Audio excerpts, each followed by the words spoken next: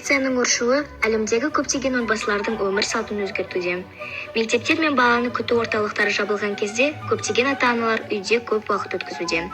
Олар бала күтімі, қашықтықтан жұмыс істеу және тұрмыстағы басқа да міндеттерді орындаумен қоса, тамақты күнделікті түрде дайындау әрбір отбасы үшін маңызды мәселелердің бірі болып табылады. Көптеген ата-аналар дайын және өңделген тағамды қолдануды отбасыларын тамақтандыру үшін тез және арзан әдіс деп есептейді.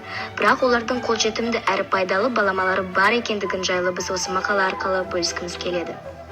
Осы мақаладағы денсаулыққа пайдалы тамақтануға арналған 5 кеңестерді жасау арқылы теңестірілген тамақтануды қалыптастыра аласыздар.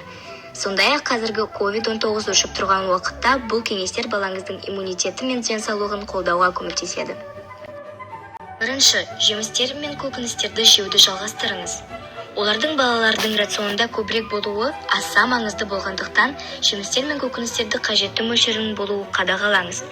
Оған қоса, оларды ұзақ уақытқа сақтаудың және қоректік элементтерін сақтаудың жақсы және қолжетімді әдістерінің бірі тағамдарды мұздату. Көкөністердің сақтау мерзімін ұзарту үшін сұрпа, бұқтырма және басқа да тағамдарды көбірек жасап қою бірнеше күн бойы тағам репертуарын түрлендіруге мүмкіндік береді. Адам ағзасын түрлі сырқаттардан сақтайтын басты фактор иммунитеттің мықты болуы. Йогуртта ағзаны қауіпті бактериялардан қорғайтын белсенді бактериялар бар. Австриядағы Вена университеті мамандары арнайы зерттеу жүргізіп, күніне 200 грамм йогурт жеу иммунитет үшін пайдалы екенін анықтаған. Егер тұмауға шалдықсаңыз, балқаймақ асқазан ішек жолдарына салмақ түсірмейді. Пияз түрлі вирустарды өлтіреді, сондықтан оны күз және қыс мезгілдерінде көп жеген дұрыс. Жаңа сығылған пияз шырынын күніне 3-4 рет бір шай қасықпен тамақтың алдында ішкен дұрыс. Асқазанның жұмыс істеу қызметін жақсартады. Қызғылт түсті көкөністер антиоксиданттарға бай. Сонымен қатар асқабақ пен тәтті картоп құрамында зиянды бактериялармен күресетін бета-каротин бар. Ол теріні сау етіп сақтап, ауру тудыратын вирустардың алдын алады. Балық және теңіз өнімдері асқынудың алдын алып, өкпені инфекциядан қорғайтын омега-3 қышқылына және С дәруменіне бай. Бұл дәрумендер вирусқа қарсы белсенді әрекетімен танымал. Иммунитеттің белсенді болуына әсер ететін амин қышқылы қара және көк шайда да бар. Ал шайдың құрамында кездесетін алкиламин иммун жүйесін бактерия және аллергендерден қорғауда жақсы қызмет етеді. Түрлі зерттеулердің нәтижесінде таңқурай қатерлі жасушалардың өсуін тоқтататыны дәлелденді. Атап айтсақ, көкіректің қатерлі ісігі, асқазан асты безінің қатерлі ісігі терінің қатерлі ісігіне пайдалы. Себебі таңқурайда эллак қышқылы бар. Сондай-ақ иммунитетті арттыру үшін уақытылы демалу маңызды. Үнемі күйзелісте жүру де сіздің иммунитетіңізге тікелей әсер етіп, жасушалардың пайдалылығын төмендетеді. Тағы бір жайт, дене жаттығуларына көңіл бөліңіз. Үнемі отыра беру денсаулығыңызға кері әсер етеді. Күніне 30 минут аэробикамен айналысу иммунитетті әлде қайда көтереді.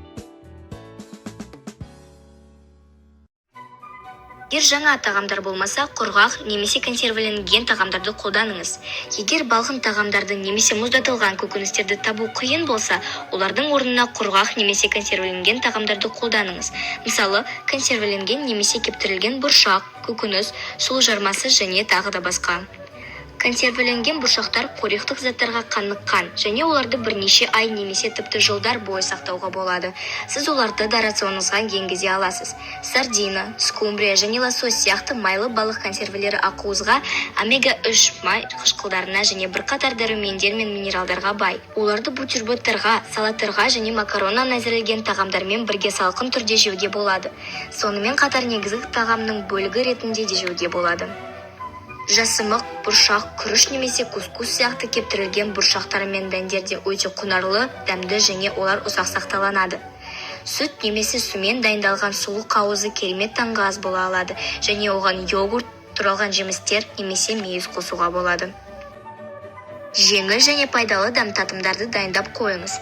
Күні бойы балалар көбінесе 1-2 жеңіл тағамдар жегісі келеді. Кәмпиттер мен тұзды тағамдардың орнына жаңғақтар, тәтті емес йогурт, ірімшік, туралған немесе кептірілген жемістер, пісірілген жұмыртқалар және тағы да басқа сияқты пайдалы тағамдарды таңдаңыз.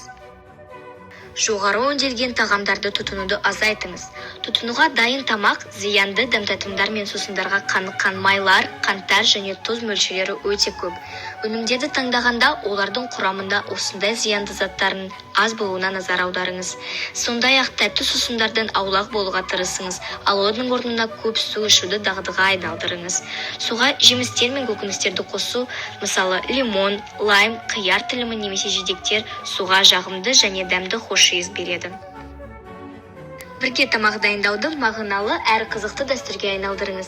Бұл салауатты тамақтануды әдетке айналдыруға және уақытты көңілді бірге өткізуге көмектеседі. Осылайша бұл сіздің балаңызбен қарым-қатынасыңызды нығайтудың тамаша жолы. Кішкентай балалар өнімдерді жууға немесе сұрыптауға көмектесе алады, ал үлкен жастағы балалар одан да күрделі тапсырмаларды орындап дастархан жаюға көмектесе алады. Отбасыңызбен тамақтану сағатын белгілеңіз.